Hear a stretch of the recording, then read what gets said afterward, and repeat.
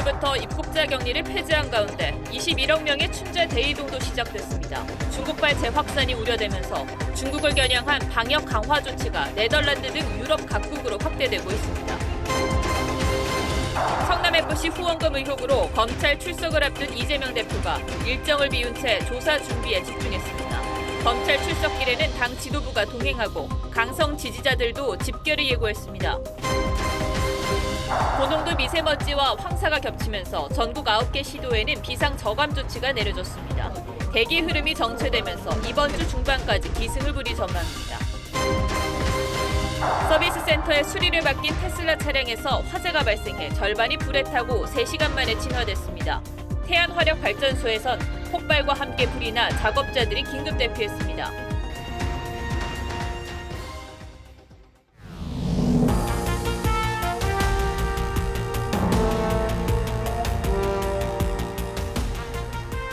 시청자 여러분 안녕하십니까?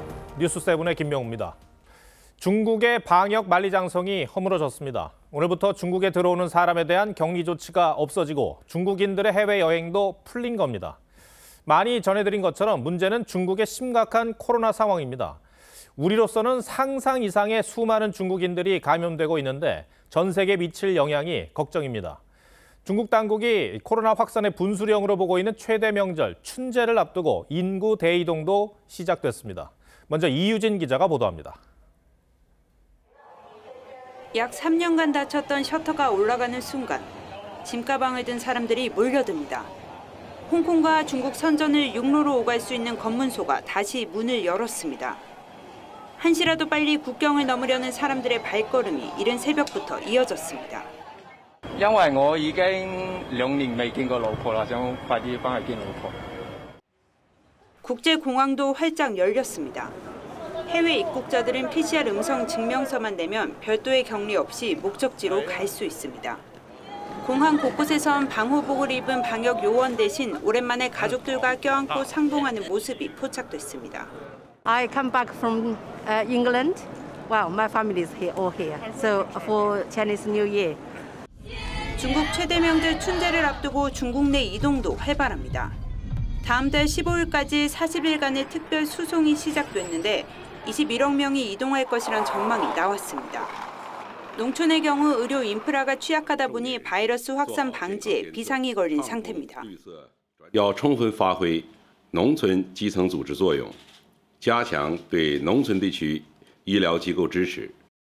귀향을 포기하면 현금을 주는 등 이동 자제를 부탁하는 지역도 있지만 제로 코로나 폐기 이후 첫 명절인 만큼 대규모 이동은 불가피한 상황입니다. 국내외 방역 고비를 한꺼번에 풀면서 중국 위드 코로나가 본격 시험대에 올랐습니다. TV조선 이유진입니다. 이처럼 중국의 국경이 다시 열리면서 코로나 재확산을 우려한 전 세계 국가들이 중국에 대한 빗장을 걸어 잠그고 있습니다. 다른 유럽연합 국가들과 함께 네덜란드와 포르투갈도 오는 10일부터 검역을 강화하기로 했습니다. 중국에 대한 입국 규제를 시행하는 국가는 20여 개국인데 상황에 따라 훨씬 더 늘어날 것으로 보입니다. 이어서 박상준 기자입니다. 벨기에 브뤼셀 공항에 도착한 중국 여객기에서 폐수를 채취하고 있습니다. 밀봉된 폐수를 보건국 담당자가 회수해 공항을 빠져나갑니다. Échantillon qui sera ensuite envoyé vers un laboratoire externe. Ce projet de pilote va durer 2 semaines. 중국발 여행객에 대한 검역 강화를 발표한 벨기에가 코로나 변이 추적을 위해 폐수 검사를 시작한 겁니다. 네덜란드와 포르투갈, 그리스도 입국 규제를 서두르고 있습니다. 오는 10일부터 48시간 이내 음성 확인서를 제출하도록 하고 기내에선 마스크 착용도 의무화했습니다. 독일은 한 발 더 나아가 자국민들에게 중국 여행 자제령을 내렸습니다. 가장 먼저 규제를 시작했던 이탈리아를 비롯해 유럽연합 8개국이 동참한 겁니다. And then we also propose a discussion on the need for pre-testing of passengers from China prior to departure. And this is something which we saw the overwhelming majority of countries are in favor of. 나머지 19개 회원국도 EU 집행위원회에 이행 방안을 보고하기로 해 검역 강화에 동참하는 국가는 더 늘어날 전망입니다. 현재 미국과 일본, 영국과 호주 등 세계적으로 약 20여 개 국가가 규제 조치를 도입한 상황입니다. TV조선 박상준입니다. 사실 가장 큰 영향을 받는 나라는 우리나라입니다. 코로나 사태 이전에 중국 관광객이 한국을 찾은 걸 생각하면 국내에 유입되는 중국발 확진자는 더욱 늘어날 가능성이 많습니다. 특히 동남아를 거쳐 들어오는 경우 사실상 막을 방법이 없다는 지적입니다. 차정승 기자가 보도합니다. 어제 중국발 단기 체류자는 모두 291명으로 공항 PCR 검사에서 43명이 양성 판정을 받아 양성률은 14.8%로 나타났습니다. 입국 전 음성 확인서를 제출했는데도 7명 중 1명꼴로 국내에 도착한 후 확진된 셈입니다. 검사 과정에 있어서 오류가 있거나 하면은 양성인 분들이 음성으로 나올 수도 있습니다. 대중국 방역 강화 첫날인 지난 2일 해외 유입 확진자 중 중국발 입국자는 25.4%에서 음성 확인서 의무화 첫날인 지난 5일엔 80%까지 올랐고 첫 주말인 어제 기준으로도 78%에 달하는 상황입니다. 오늘부터는 중국 입국 시 격리가 폐지되면서 국내에 들어오는 중국발 입국자도 더욱 늘어날 전망입니다. 특히 현재 우리 당국의 방역 강화 대상인 중국과 홍콩, 마카오 외에 향후 중국인들의 여행 수요가 늘면서 동남아 등 제3국을 통해 국내로 들어오는 경우는 사실상 확진자를 걸러낼 수단이 없다는 지적입니다. 동남아를 거쳐서 또 들어오는 중국인 입국객은 또 우리가 거의 입국 검역에서 또 예외거든요. 3년 전에도 그런 비슷한 상황이 있었단 말이죠. 오늘 신규 확진자는 46,766명으로 일주일 전보다 만여 명 감소했습니다. 정부가 제시한 실내 마스크 해제 조건은 충족된 것으로 평가되지만 중국발 변수가 막판 고비가 될 전망입니다. 당국은 동남아발 입국자의 경우 일주일 이내 중국 방문 사실을 자진 신고하면 24시간 내에 PCR 검사를 요구하고 있다고 설명했습니다. TV조선 차정승입니다. 지난달 26일 북한 무인기가 서울 영공을 침범했을 당시 대비태세 발령까지 1시간 반 이상이 걸린 것으로 드러났습니다. 북한 소형 무인기가 서울 상공을 휘젓고 다니는데도 합참과 수방사, 1군단, 공군의 정보 교류도 제대로 안 된 것으로 나타났습니다. 추가로 밝혀지고 있는 군의 느슨한 대응을 구민성 기자가 설명하겠습니다. 우리 군이 지난달 26일 김포와 파주를 통과해 서울로 향하는 북한의 무인기를 인지한 건 오전 10시 25분쯤. 육군 1군단은 무인기의 이상 항적을 합참에 보고했고 합참은 육군 1군단과 공군 8전투비행단 전력을 동원해 대응 작전에 나섰습니다. 그런데 합참은 정작 서울 영공방어를 담당하는 수도방위 사령부의 무인기 침투 사실을 공유하지 않았고 함지와 소시를 반복하였는데 서울 지역에는 아시다시피 더 많은 체계들이 있습니다.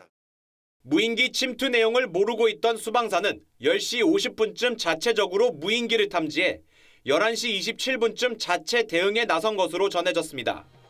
무인기 침범 정보 공유가 중간에 끊긴 겁니다. 합참은 또 적 무인기 대비태세인 두루미를 1시간 반 이상 늑장 발령한 것으로 드러났습니다. 그러는 사이 북한 무인기 한 대는 용산 대통령실이 있는 비행 금지 구역 P73을 스쳐 지나갔습니다.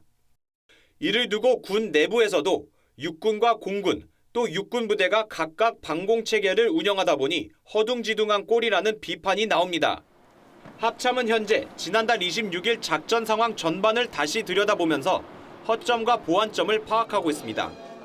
TV조선 구민성입니다.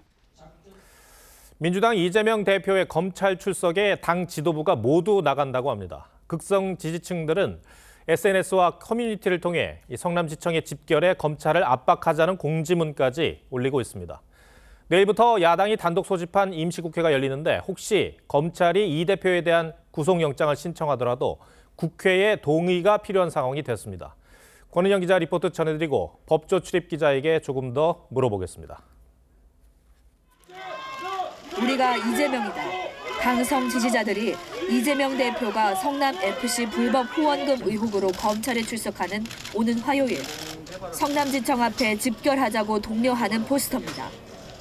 당 지도부와 친명계 의원들도 이 대표와 대거 동행할 예정입니다.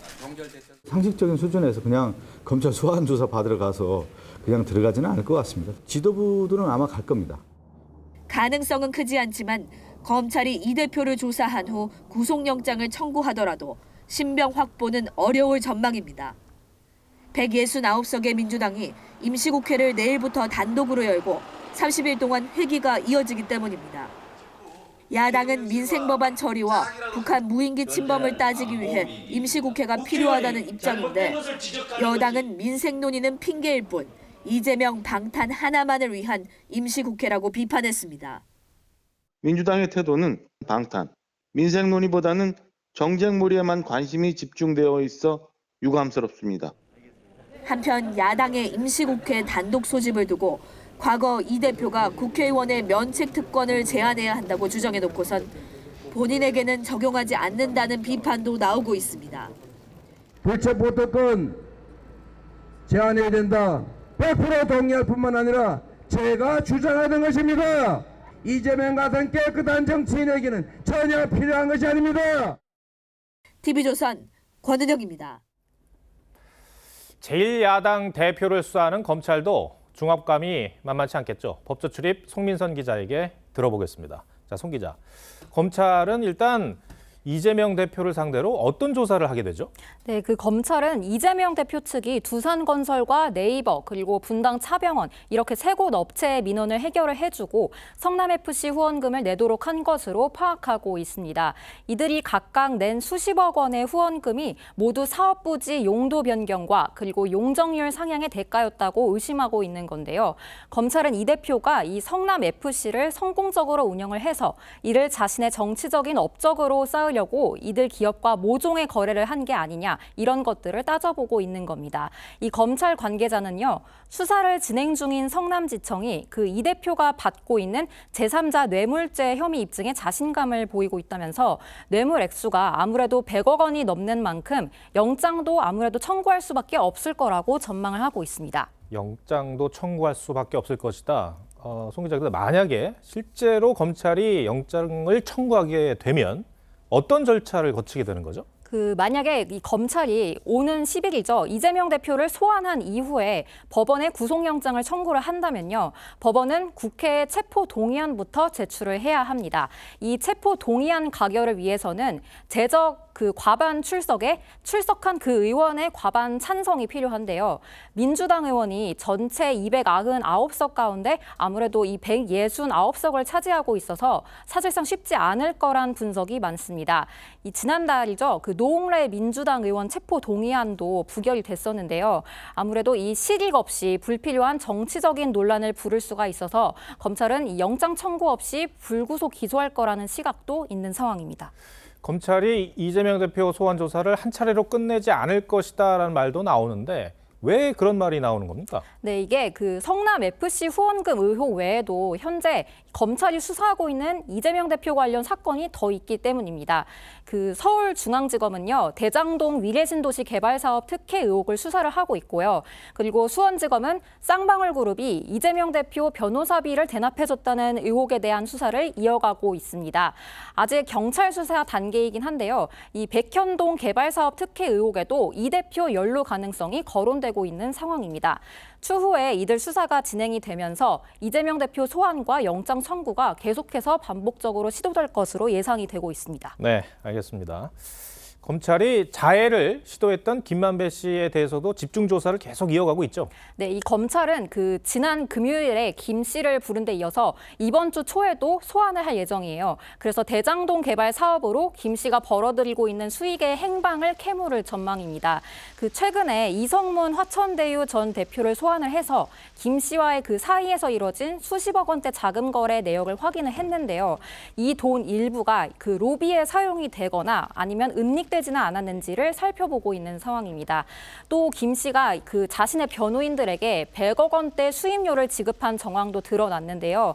김 씨가 검찰이 수익을 추징하기 전에 자신의 변호인들을 통해서 재산 일부를 따로 빼돌린 게 아니냐 이런 것들을 의심하고 관련 내역을 추적하고 있는 상황입니다.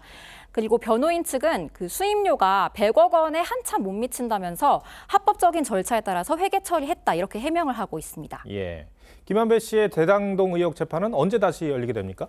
그 김 씨가 지난달 14일이었죠. 자해 시도를 했잖아요. 그래서 그 예정됐던 대장동 재판이 자연스럽게 세 차례나 미뤄졌던 상황입니다.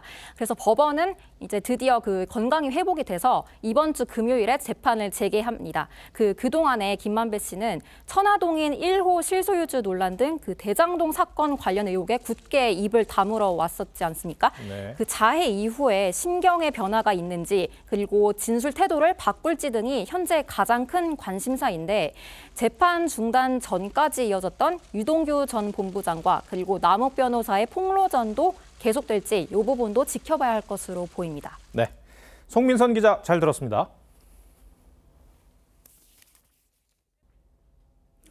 네, 오랜만에 차가운 바람이 줄어든 주말이었는데 답답한 공기에 바깥 활동을 많이들 못하셨을 것 같습니다.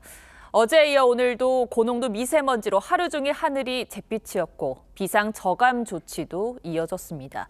이번 주 중반까지는 마스크 잘 쓰셔야겠습니다. 정은아 기자입니다. 서울 남산공원이 뿌옇게 변했습니다.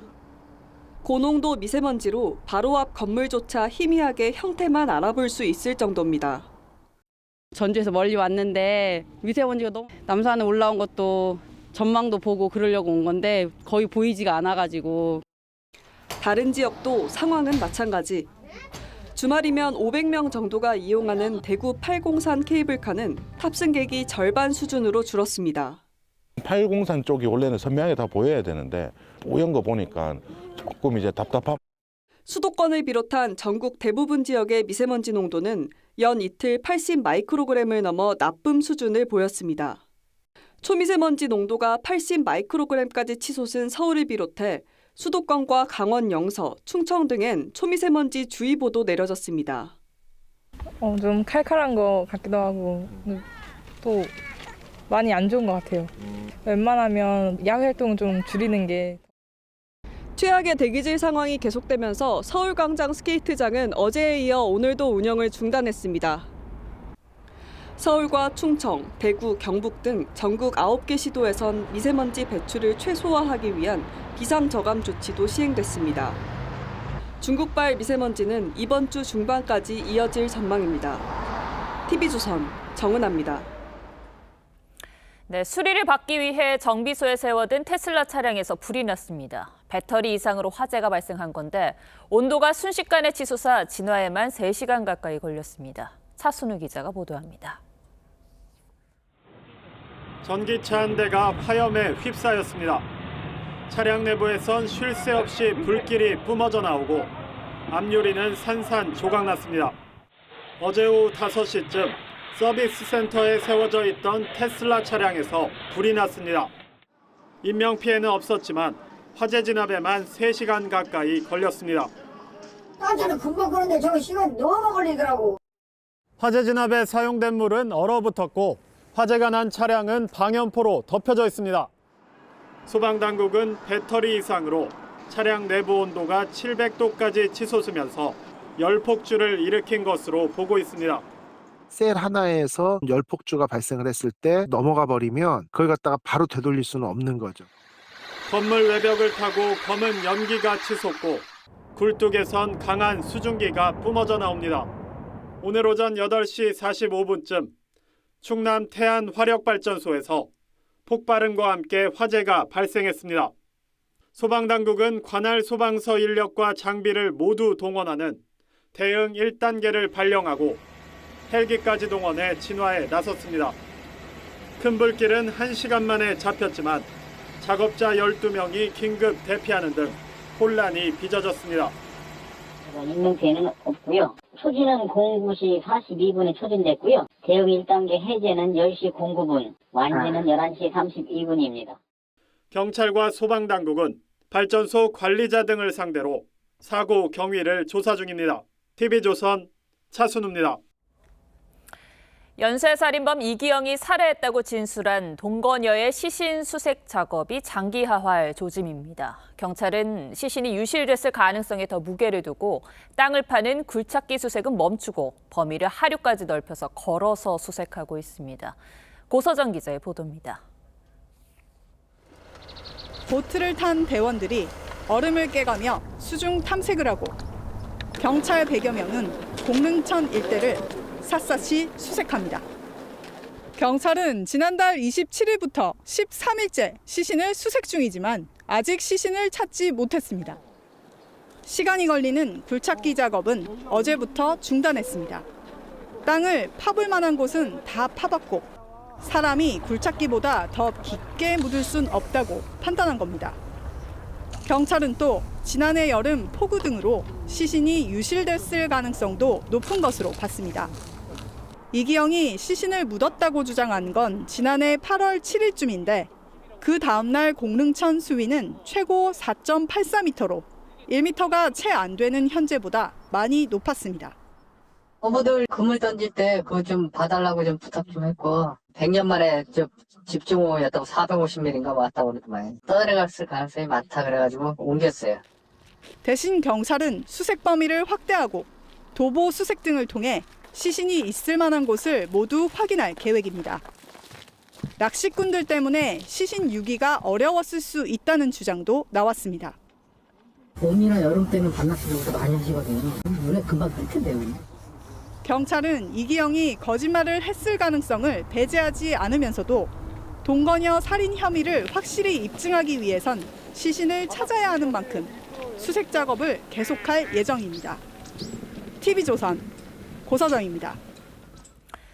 새해 들어 전기, 가스 요금부터 대중교통 요금까지 줄줄이 인상이 예고됐죠. 물가 부담이 좀처럼 줄지 않는 상황에서 새해 첫 금융통화위원회가 이번 주에 열립니다. 물가 상승세에 기준금리를 0.25%포인트 인상할 거란 전망이 높은데 경기 침체 우려도 높은 만큼 동결할 가능성도 여전합니다. 김지아 기자가 살펴봤습니다. 물가 안정을 강조하며 줄곧 금리 인상을 시사해온 이창용 한국은행 총재. 물가 목표치인 2%를 웃도는 높은 수준이 지속될 것으로 예상되는 만큼 물가에 중점을 둔 통화정책 운영을 이어나갈 필요가 있습니다. 물가 상승률이 여전히 5%대로 높은 수준을 보이고 있는 데다 최근 미국 연방준비제도가 올해 기준금리 인하 가능성이 없다는 점을 시사한 만큼 오는 13일 열리는 금융통화위원회에서 기준금리를 0.25%포인트 인상하는 베이비 스텝 전망에 무게가 실립니다. 이렇게 되면 기준금리는 3.5%가 되면서 10년 4개월 만에 가장 높은 수준에 도달하게 됩니다. 하지만 가계대출, 기업대출 부실 우려가 커지는 상황이어서 금리 동결 가능성도 배제할 수 없습니다. 문제는 미국의 금리 상승세입니다. 하느니 베이비 스텝에 나서더라도 미 연준이 올해 상반기에 기준금리를 1%포인트 이상 올리게 되면 한미 금리 격차가 크게 벌어질 가능성도 있기 때문입니다. 하느니 마지노선으로 잡고 있는 기준금리 역전폭은 1.5% 내외 정도일 걸로 추정이 됩니다. 더 벌어지게 되면 외화 유출이 급속히 일어날 위험성이 점점 높아지는. 다만 미국 경제에 미묘한 변화도 감지되고 있습니다. 미국의 임금 상승세가 둔화됐다는 12월 고용보고서에 미국의 연착륙 기대감이 퍼진 겁니다. 한국은행의 셈법도 복잡해질 것으로 보입니다. TV조선 김자입니다. 네, 매년 이맘때 직장인들의 최대 관심사죠. 13월의 월급으로 불리는 연말정산이 일주일 앞으로 다가왔습니다. 고물가 고금리 시대에 돈 나갈 일이 많다 보니까 조금이라도 더 공제를 받을 방법에 관심이 높은데요. 경제부 송무빈 기자와 따져보겠습니다. 송 기자, 연말정산은 촘촘히 잘 따져볼수록 또 환급금을 더 잘 챙길 수가 있는데요. 올해는 특별히 달라지는 게 있습니까? 네, 공제 항목과 구간이 크게 늘어납니다. 먼저 소비가 늘어난 분들, 작년 신용카드나 전통시장 사용액이 재작년보다 5% 이상 늘어난 금액에 대해 각각 20%씩 소득공제를 받을 수 있습니다. 공제 한도가 각각 100만 원씩으로 과세 기준인 근로소득 액수를 최대 200만 원까지 감액해주는 셈입니다. 네. 예를 들면요, 총급여 7천만 원인 근로자가 재작년 전통시장에서 400만 원을 포함해서 신용카드로 2천만 원을 썼는데 작년엔 전통시장에서 500만 원을 포함해서 신용카드로 3,500만 원을 사용했으면 새 기준에 따라서 112만 원을 추가로 소득공제 받을 수 있습니다. 그러니까 많이 쓴 만큼 더 돌려받을 수 있는 그런 구조군요. 또 눈여겨볼 것이 있습니까? 네, 출퇴근 때 대중교통 이용하시는 분들에게도 희소식이 있습니다. 작년 7월부터 12월까지 쓴 대중교통 이용 금액에 대한 소득공제율이 40%에서 80%로 2배 뜁니다. 버스와 지하철, KTX, SRT 등이 포함이 되고 택시와 비행기는 제외됩니다. 세입자에 대한 공제 항목도 개선이 됐습니다. 무주택 세대주인 근로자가 집을 임대하기 위해 돈을 빌렸다면 그 원리금 상환액에 대한 공제 한도가 기존 300만 원에서 400만 원으로 늘어납니다. 또 월세로 낸 돈 일부의 세금을 면제해주는 월세액 세액공제도 깎아주는 금액 비율이 최대 12%에서 17%로 올라갑니다. 다만 공제를 받으려면 주민등록등본상 주소지가 지난해 말까지 월세 주거지로 변경이 돼 있어야 합니다. 네, 고금리로 높아진 주거비 부담을 조금은 낮출 수 있겠군요. 의료비나 기부금 공제 기준이 종종 바뀌던데 올해도 달라지는 게 있습니까? 네, 저출산 문제가 워낙 심각하죠. 이렇다 보니까 난임 시술비와 미수가 등 치료 비용 공제율을 높여주기로 했습니다. 네. 난임 시술비 공제율은 기존 20%에서 30%까지 올리고 미수가나 선천성 이상화 치료를 위해 쓴 비용은 20%까지 공제합니다. 다만 미용이나 성형수술에 쓴 돈은 공제 대상이 아닙니다. 이 밖에 기부금에 대한 공제율도 올라갔습니다. 지난해 기부금 가운데 1,000만 원 이하 금액은 20%, 초과 금액은 35% 세액공제를 받을 수 있는데요. 기부나 반등을 위해 한시 상향 기간을 1년 추가로 연장했습니다. 네, 지금까지 송 기자 설명대로라면 공제 혜택을 받는 사람들이 많을 것 같은데 전문가들도 그렇게 봅니까? 네, 꼭 그렇지만은 않습니다. 실제로 전문가들 사이에서도 이번 공제 혜택이 가계에 큰 도움이 되지는 못할 거라는 회의적인 시각이 적지 않습니다. 전문가 의견 들어보시죠. 서민층에게 상당한 도움이 되긴 하겠습니다만 경기가 너무 어려운 상황에서는 큰 가처분 소득에 영향을 미치기는 어렵다. 자, 마지막으로 정산 절차에도 변화가 있다면서요? 네, 맞습니다. 원래는 국세청 홈택스 웹사이트에서 증빙 서류를 내려받은 뒤에 이걸 다시 근로자가 회사에 제출을 해야 했는데요. 네. 올해는 이 수고를 덜게 됐습니다. 오는 15일부터 개통하는 간소화 서비스를 이용하는 회사의 근로자들은 일괄 제공에 동의만 하면요. 국세청이 이 자료들을 직접 회사에 제공하게 돼서 절차가 수월해질 걸로 보입니다. 네, 송 기자 잘 들었습니다.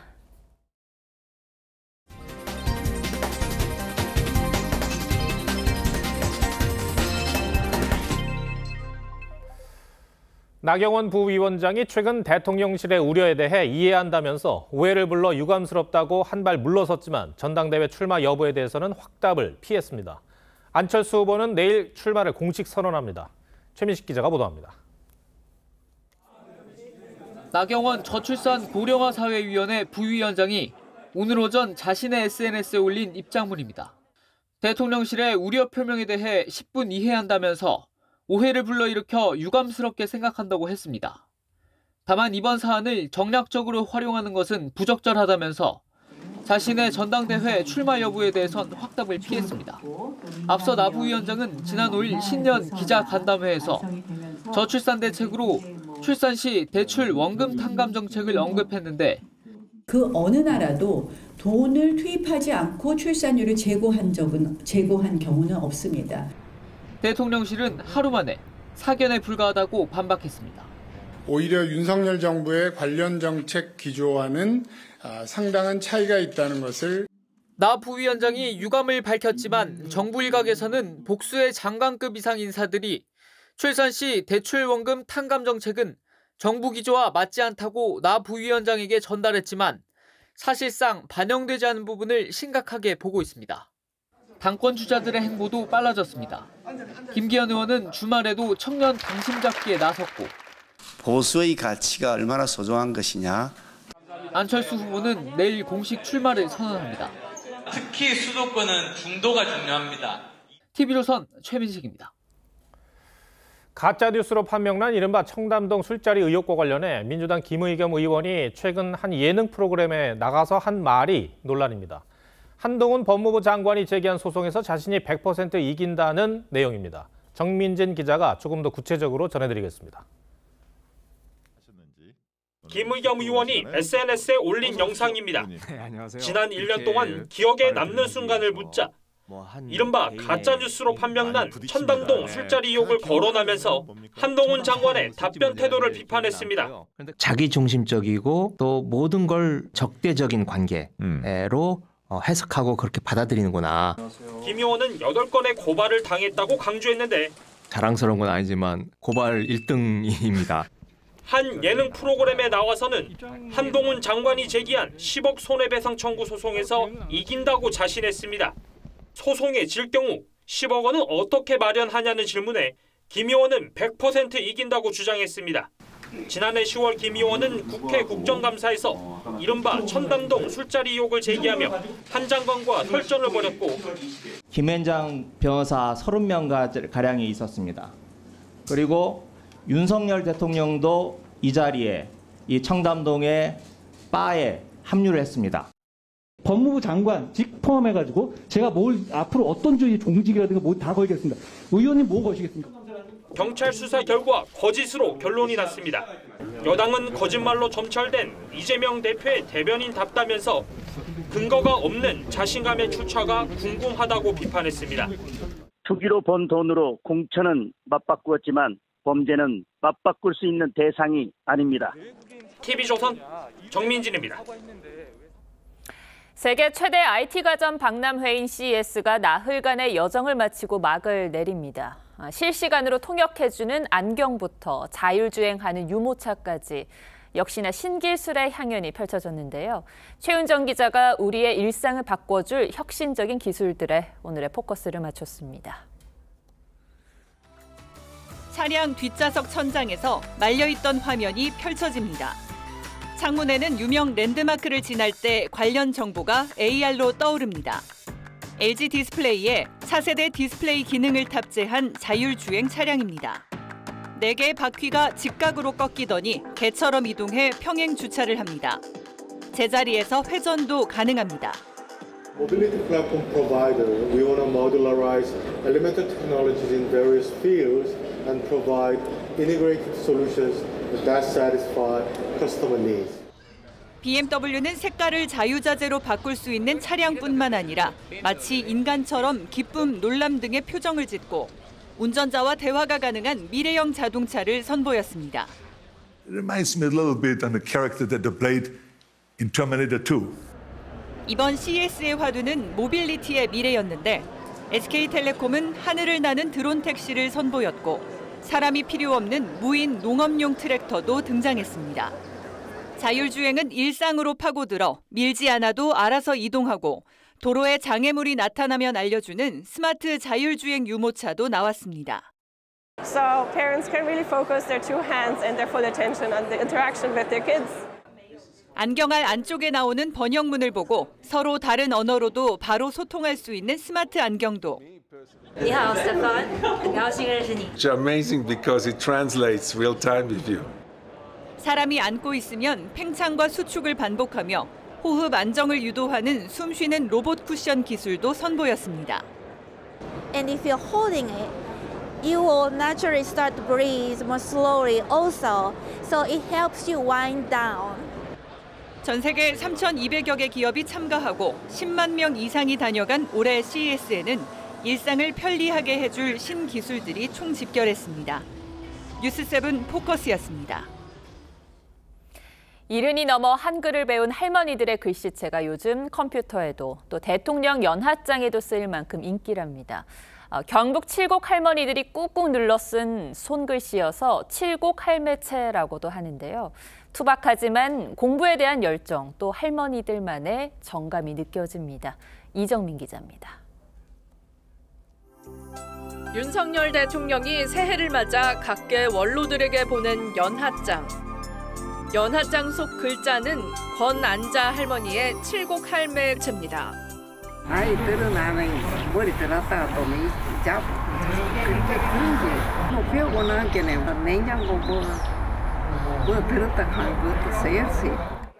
권 할머니의 서체를 비롯해 김영분, 이원순, 이종희, 추유을 등 70을 훌쩍 넘겨 처음 한글을 배운 할머니 5분의 서체가 2년 전 칠곡 할매액체로 등록됐습니다. 폰트가 뭔지 몰라. 뭐 만드는 겁니까? 저 비누 뭐 이런 거 만드는 기라야. 할머니들이 넉 달 동안 종이 2,000장에 수없이 연습한 끝에 완성된 글꼴은 누구에게나 무료 배포돼 관광명소인 경주 황리단길 입구부터 각종 관공서 현수막으로 내걸렸고 한컴과 MS 오피스 프로그램은 물론 가게 간판과 메뉴판, 배달 문구로도 쓰입니다. 할머니 생각도 났고 할머니의 마음과 엄마의 마음으로 음식을 담는다 생각하고 할머니의 글꼴을 늦깎이로 한글에 눈뜬 기쁨에 서툴지만 정성껏 눌러쓴 할머니들의 글씨체가 많은 이들의 마음을 사로잡으면서 국립한글박물관은 유물로 영구 보존할 방침입니다. TV조선 이정은입니다.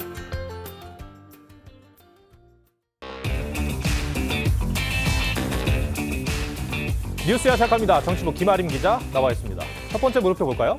네, 첫 번째 물음표는 문재인 이재명 대화 속아 웃을 일입니다. 네. 문재인 전 대통령과 이재명 대표가 지난 2일 경남 양산에서 만나 민주주의가 후퇴해서는 안 된다고 입을 모았죠. 네. 이를 두고 여당에서는 자중하라, 지나가던 속아 웃을 일이라는 비판이 나왔습니다. 어렵게 이룬 우리 민주주의가 절대 후퇴해서는 안 된다. 그런 취지는 같이 공감했다고. 새해 벽두부터 두 분의 재미난 대화로 모처럼 지나가던 소들이 실컷 웃게 되었습니다. 네. 국민의힘 비판 수위가 높은 것 같습니다. 근거가 뭡니까? 민주주의 후퇴는 없어야 한다. 어찌 보면 굉장히 상식적이고 교과서적인 말입니다. 하지만 여당은 이 말을 신년첫 메시지로 낸 두 사람이 민주주의 후퇴의 장본인들이기 때문에 거론할 자격이 없다는 주장입니다. 신년 초에 전직 대통령과 제1야당 대표가 저런 말을 하니까 윤석열 정부가 민주주의를 훼손하고 있다는 의미로 읽힐 수 있죠. 자, 여당의 반발 지점은 뭡니까? 네, 문재인 정부는 출발부터 반민주주의적이었다는 인식입니다. 우선 최근 사면된 김경수 전 지사와 드루킹 일당이 2017년 대선 기간 동안 여론 조작을 했다가 대법원에서 유죄를 선고받고 실형을 산 사건을 지적하고 있습니다. 정치인이 사조직을 이용하여 인터넷 여론 조작 행위를 관여하여 선거운동에 관여한 책임에 대한 단죄이며 또 2018년 지방선거 때는 문재인 청와대가 대통령 친구인 송철호 전 울산시장 당선을 위해 당내 경쟁자 출마를 막고 상대 당 후보를 하명 수사했다는 의혹이 제기됐는데요. 검찰 수사팀 상당수가 자천돼 수사가 늘어지면서 1심 재판만 3년간 진행 중입니다. 그 사이에 송 전 시장은 임기를 다 채웠습니다. 다른 논란은 어떤 게 있습니까? 네, 다른 논란은요. 대통령 비판 대자보를 붙였다고 청년들을 주거 침입으로 재판에 넘긴 일도 있었습니다. 이게 표현의 자유라고 해당한다고 생각해서 판단해서 행동을 했고 피해를 본 사람이 없는데 책임 묻는 사람만 생긴 거지 않습니까, 지금. 그런데 문정부의 민주주의와 법치 훼손 정점은 검수완박법이라는 평가가 많습니다. 민주당이 위장탈당과 같은 각종 꼼수로 검수완박법을 밀어붙였고 퇴임 후 측근들에 대한 수사를 염려해서인지 문 전 대통령은 거부권 행사를 하지 않고 퇴임 직전 법을 공포했습니다. 이재명 대표도 민주주의나 법치 수호 이미지와는 거리가 있다는 게 또 여당의 주장 아니겠습니까? 네, 맞습니다. 이 대표는 현재 여러 사건의 피의자 신분입니다. 성남FC 후원금과 대장동 의혹을 비롯해서 10여 건이나 되는데 성남시장 시절이나 대선 후보 당시에 불거졌던 문제들입니다. 특히 민주당은 단독으로 내일부터 임시국회를 여는데요. 여당은 이 대표 방탄 목적으로 의심 중입니다. 28일 검찰 소환 조사에 불응했던 이 대표는 모레 검찰 조사를 앞두고 있습니다. 네. 첫 번째 물음표 정해볼까요? 네, 첫 번째 물음표 문재인 이재명 대화 속아 웃을 일의 느낌표는 문재인 전 대통령의 사람이 먼저라는 말을 빌려서요. 법치주의가 먼저다로 하겠습니다. 네. 문 전 대통령과 이 대표의 행적들을 보면요. 민주주의 근간인 법치주의의 훼손과 맥이 닿아 있습니다. 특히 자신이나 자신의 측근들이 연루된 사건들에 영향을 주기 위해 법치를 제멋대로 해석하는 일은 민주주의 공적이겠죠. 새해에는 법치와 민주주의가 실질적으로 진일보하길 기원하겠습니다. 알겠습니다. 두 번째 물음표는 뭡니까? 네, 두 번째 물음표는 이재명 일정 3분의 1이 빈 이유입니다. 네. 지난해 이 대표의 공식 일정이 있는 날과 없는 날을 홈페이지에서 직접 세어봤는데요. 취임 후 총 125일 중에서 37일이 비어 있었습니다. 그러니까 약 30%는 공식 행사가 없었다는 얘기입니다. 제1야당의 대표는 정말 바쁘고 또 하는 일이 많은 사람인데 그러면은 다른 당 대표와 비교하면은 어떻습니까? 네, 국민의힘은 지금 비대위 체제라서 단순 비교가 어려워서요. 정의당 이정미 대표 일정을 살펴봤는데요. 6석짜리 소수당인데도 공식 일정이 없는 날이 169석 원내 제1당 대표인 이 대표의 절반 수준인 14.1%였습니다. 같은 당 송영길 전 대표와 이낙연 전 대표의 경우에도 약 22%로 이 대표보다 10% 가까이 더 비는 일정이 적었습니다. 그러면 이 대표의 공식 일정이 없는 날은 보통 언제였습니까? 주말인 토일에 몰려 있었습니다. 보통은 의원들은 주말에 지역구를 챙기는데요. 그래서 이 대표도 지역구를 가는 것으로 좀 예상을 했었는데 공식 일정으로만 보면 이 대표가 인천 계양을 방문한 건 사흘 뿐이었습니다. 저의 역할도 우리 계양의 발전 그리고 인천의 발전이 우선입니다. 이번 주말에도 모레 있을 검찰 조사 대비에 전력을 다하고 있고요. 주말에는 주로 이렇게 본인의 수사 상황 대비에 쓰는 걸로 알려졌습니다. 평소 방송 인터뷰나 간담회, 연락 등으로 소통을 하던 기존 대표들과 달리 이 대표는 본인의 사법 리스크 부담 때문인지 기자들의 질문에 묵묵부답으로 일관한 경우가 많았고요. 최근 이 대표가 혼밥을 한다는 보도도 나오기도 했지만 100일 기념 간담회도 생략했습니다. 이번에 뭐 검찰 수사 방식에 문제가 있다고 보시는 건가요, 대표님은? 네. 두 번째 물음표도 정리해 볼까요? 네, 두 번째 물음표 이재명 일정 3분의 1이 빈 이유의 느낌표는 출마의 이유로 하겠습니다. 네. 이 대표는 대선 패배 2달 만에 자신의 정치적 고향 성남을 두고 송 전 대표의 오랜 지역구인 인천 계양을을 물려받아 출마했었죠. 당시 이 대표는 국민을 위한 일꾼인 정치인에게 개인적 손익은 부차적 문제일 뿐 이렇게 말하면서 자신을 향한 방탄 출마 의혹을 부인했었습니다. 그런데 지금 비어있는 일정들을 보면요. 마치 그때 우려들을 그대로 증명하는 게 아니냐는 뒷말이 나옵니다. 알겠습니다. 김아림 기자 오늘 설명 잘 들었습니다.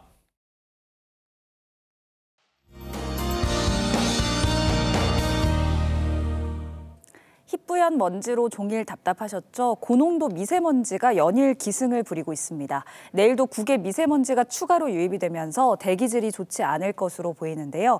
특히나 서쪽 지방을 중심으로 미세먼지 농도가 나쁨 수준을 보이겠습니다. 호흡기 건강 잘 챙겨주셔야겠습니다.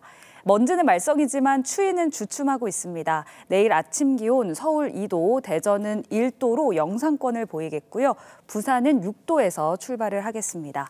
낮 최고 기온은 서울 6도, 대전 8도, 부산은 14도까지 오르겠습니다. 내일 새벽부터 아침 사이 경기 북동부와 영서 지역으로는 1cm 미만의 눈이 조금 내리겠고요. 출근길 도로에는 살얼음이 나타나는 곳이 있겠고 중부 서해안과 충청 북부 내륙 지역으로는 안개가 짙게 끼는 곳이 있겠습니다. 이번 한 주간 평년 기온을 웃도는 비교적 온화한 날씨가 이어지면서 공기가 탁한 날이 많겠고요. 금요일과 토요일 사이에는 전국에 비가 내릴 전망입니다. 날씨였습니다. 더불어민주당 이재명 대표가 모레 출석을 하면 해당 검찰청사 주변도, 정치권도 시끌시끌할 것 같습니다.